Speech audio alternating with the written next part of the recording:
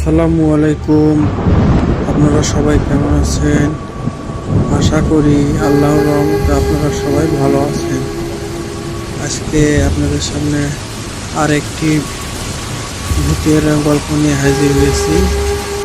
গল্পটির নাম হচ্ছে আমাবস্যার সেই রাত। তাহলে আল্লাহর রহমতে গল্পটি শুরু করা যাক। দিন চারেক হলো খুন হয়েছে ও পাড়ার কালাম মিয়ার ছেলে সজীব মিয়া। প্রকাশ্য দিনে দুপুরে কে বা কারা জবাই করে খুন করেছে তাকে। এ নিয়ে মামলা হলেও এখনো কোনো দোষী সাব্যস্ত করতে পারেনি পুলিশ। এদিকে ছেলে খুন হওয়ার পর থেকে কালাম মিয়ার অবস্থা খুবই সংকটাপন্ন। দানা পানি ছেড়ে দিয়েছে লোকটি। কি বা করবে সে? হবে যে আপন বলতে আর কেউ রইল না তার। সজীব ছেলে হিসেবে খুব ভালো এবং নম্র ভদ্র ছিল। কারো সাথে কোনোদিন ঝগড়া করতেও দেখা যায়নি তাকে। তবে অন্যায়কে কখনো প্রশ্রয় দেয়নি সে। এই তো সেদিন খুন হওয়ার আগ মুহূর্তে কয়েকজন সান্ডা পান্ডার ছেলের লালসার হাত থেকে প্রাণ বাঁচালো যতীন চন্দ্রের কলেজ পড়ুয়া মেয়েটা। হয়তো সে জেদ ধরেই খুন হয়ে থাকতে পারে সে। যাই হোক বাবা, ওসব ভেবে আমার কাজ নেই। কোন দিন দেখা যাবে আমাকেও খুন করে ফেলে রাখা হয়েছে ওই বড় রাস্তার মোড়ে। তাই বলে কি আমরা চুপ করে বসে থাকবো? অবাক হয়ে সুরেশের কাছে জানতে চাইল ফারুক। তো কি করব? আগাছা উবরাইতে গিয়ে নিজেই উবরে যাব? না বাবা, মরণকে আমি ভীষণ ভয় পাই। তার চেয়ে বরং কুলি মানুষ দুবেলা খেতে একবেলা খাবার জোগাড় করব। এসব ব্যাপারে মাথা ঘামিয়ে লাভ নেই আমাদের। ফারুক কিছু বলল না, তবে চেহারা দেখে মনে হলো সুরেশের কথাগুলো ঠিক মেনে নিতে পারছে না সে। রাতের বেলা সুরেশ আর ফারুক রেল স্টেশন থেকে বাড়ির পথে হাঁটছে। ওই সময় চৌধুরীর কলাবাগানের পথ ধরে যাওয়ার সময় হঠাৎ থমকে দাঁড়ালো তারা। বাগানের মাঝখানটায় কেমন যেন খসখস শব্দ হচ্ছে। গাছের পাতাগুলো কেমন যেন নড়ে উঠছে। অবস্থা পর্যবেক্ষণ করে এগিয়ে যেতে চাইল ফারুক, কিন্তু হাত ধরে আটকে দিল সুরেশ। মাথার ইশারা করে বুঝালো এখানে যাওয়া ঠিক হবে না, কারণ রাত এখন অনেক, কমসে কম 12টা হবে। তাছাড়া আমাবস্যার রাত, ঘুটঘুটে অন্ধকার। যদি মন্দ কিছু হয়ে যায় তখন সুরেশের কথায় যুক্তি আছে। তাই আর ওইদিকে না গিয়ে বাড়ির পথেই পুনরায় চলতে লাগলো তারা। কিছু দূর যাওয়ার পর দুজনেরই মনে হলো কেউ যেন তাদের পিছু নিয়েছে। ফারুক সাহস করে এগিয়ে চললেও সুরেশের কিন্তু প্রচণ্ড ভয় হচ্ছে।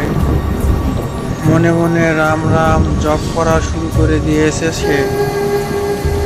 শরীরটা যেন ক্রমেই অবশ হয়ে যাচ্ছে তার। হাঁটতে গিয়ে পায়ে পায়ে বাড়ি কেউ খাচ্ছে না ও। অবস্থা বুঝতে পেরে তাই সুরেশের কাঁধে হাত চেপে তাকে এগিয়ে নেওয়ার চেষ্টা করলো ফারুক। কিন্তু কিছু দূর যেতেই হঠাৎ মটমট শব্দ করে তাদের একেবারে পায়ের সামনে এসে পড়লো একটা ঝোপঝাড় জামের ডাল। তাই থমকে দাঁড়ালো তারা। কলিজাটা কেমন যেন কুঁচকে যেতে চাইলো তাদের। শ্বাস প্রশ্বাসও যেন থেমে গেছে। অনেক কষ্ট করে ভিতর থেকে একটা গরম হাওয়া যেন ঠেলে বের হয়ে আসলো দুজনের। এ সময় ধূপ করে নেমে পড়ল বৃষ্টি, সাথে বয়ে চলল ভীষণ ঝড়। একেবারে গাছপালা ভেঙে পড়ার মতো দশা। অবস্থা বেগতিক দেখে তাই দৌড় লাগালো তারা। হাঁপাতে হাঁপাতে এসে উঠল চেয়ারম্যানের বাড়িতে। কিন্তু রাত বেশি হওয়াতে ঘুমিয়ে পড়েছে সবাই। এখন কি করবে তারা?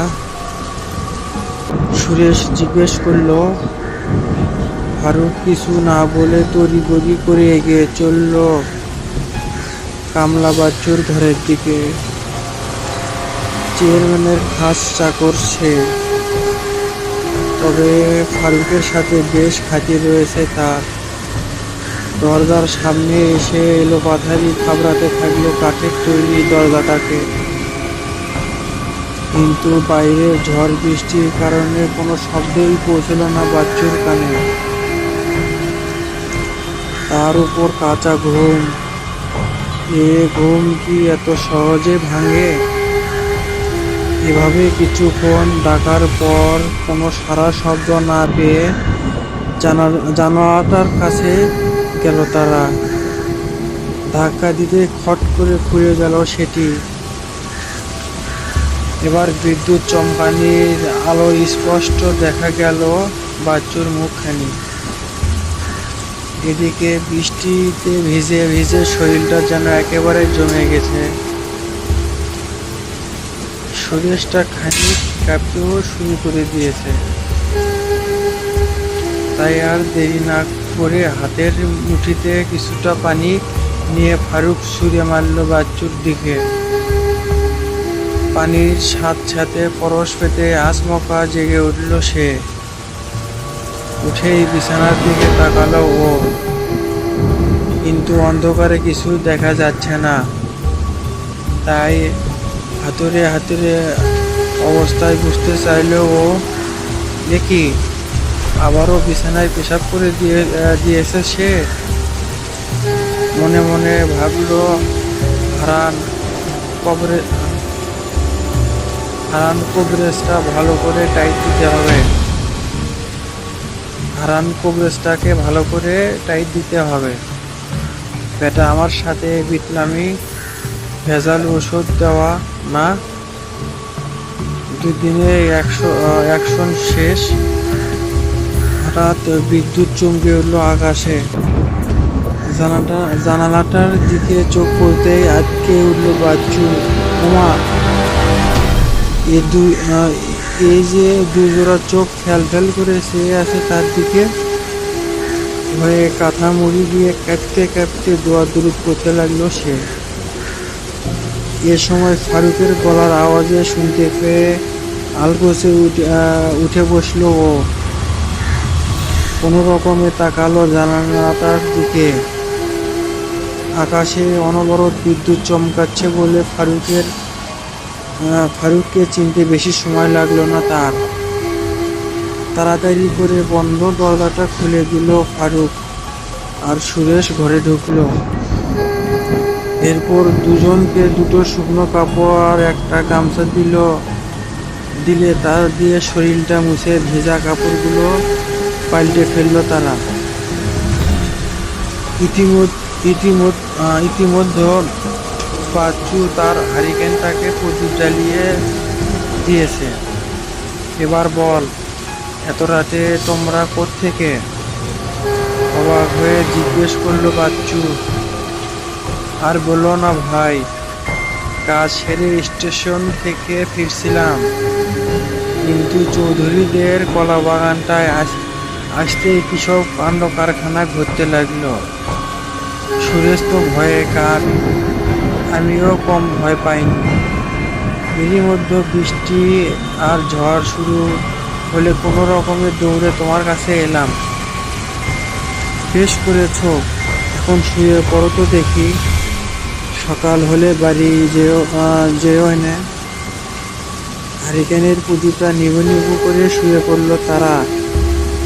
বাইরে তখন ঝড় বৃষ্টি চলছে, বিদ্যুৎ চমকানিতে পাশাপাশি ক্ষণে ক্ষণে ক্ষণে শোনা যাচ্ছে গুরুম গুরুম মেঘেদের চিৎকার।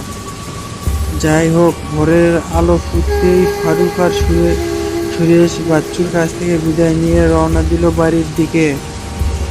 চৌধুরীদের বাগানটার পাশ দিয়ে যাওয়ার সময় হঠাৎ মনে পড়ল গত রাতের কথা। তাই কৌতূহল বশত বাগানে ঢুকলো তারা। ঢুকে দেখলো চৌধুরীর ক্ষতবিক্ষত লাশ। তারা দুজনই চমকে গেল। সুরেশ তো দেখে বিকট চিৎকার মেরে বসলো, সে অনেকটা ভয় পেয়েছে।